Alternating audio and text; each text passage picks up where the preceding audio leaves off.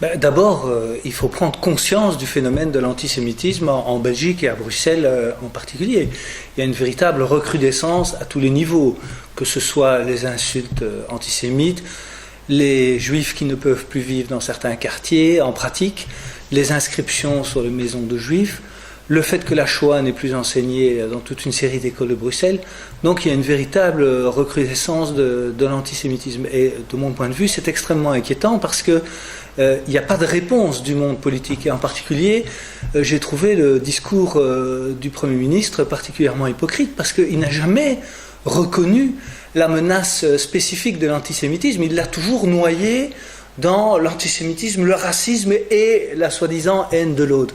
Donc c'est une façon de banaliser et de minimiser le phénomène. Or, il y a aujourd'hui un antisémitisme contemporain, tout à fait réel, tout à fait quotidien à Bruxelles. Et le monde politique préfère l'ignorer et diluer ça dans l'antiracisme généralisé. Donc je crois qu'il faut d'abord prendre conscience du problème, que cet antisémitisme n'est plus le vieil antisémitisme d'extrême droite européen de l'entre-deux-guerres, ou même jusqu'à la guerre d'Algérie d'un Jean-Marie Le Pen, etc., qu'on est confronté à un antisémitisme qu'on doit bien qualifier d'issu d'une partie de la communauté musulmane radicalisée, et pour des raisons souvent électoralistes, on préfère ne pas reconnaître ce nouvel antisémitisme, et donc à partir du moment où on ne le reconnaît pas, on ne lutte pas contre lui.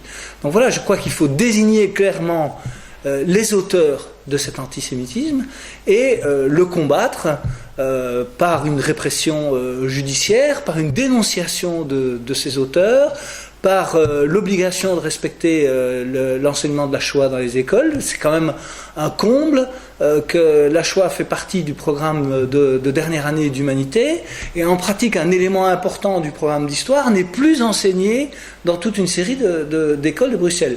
Et par rapport à ça, le monde politique fait comme s'il ne voyait pas.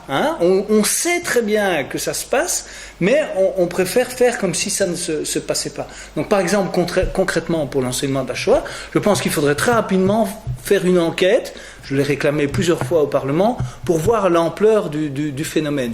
Ensuite, il faut dire, ça fait partie du programme scolaire, et celui qui ne veut pas subir, entre guillemets, de leur point de vue, l'enseignement de la Shoah, eh bien, il ne peut pas réussir son année en humanité. Donc il y a moyen, dans chacun des domaines, de prendre des mesures qui permettent de lutter contre l'antisémitisme, et pas faire semblant que c'est dilué parce que pour moi c'est particulièrement grave, parce que c'est un peu l'échec de toutes les valeurs sur lesquelles notre société s'est fondée après le fameux plus jamais ça dont on a beaucoup abusé.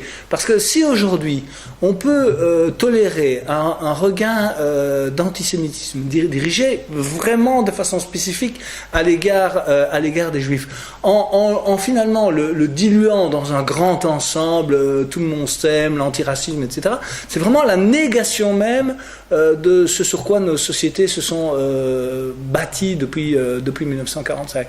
Et de ce point de vue, le discours du Premier ministre a été très, très insuffisant, pour ne pas dire lamentable, parce qu'à aucune reprise, il n'a désigné les auteurs, mais surtout à aucune reprise, il n'a traité le phénomène de l'antisémitisme comme quelque chose de spécifique et singulier.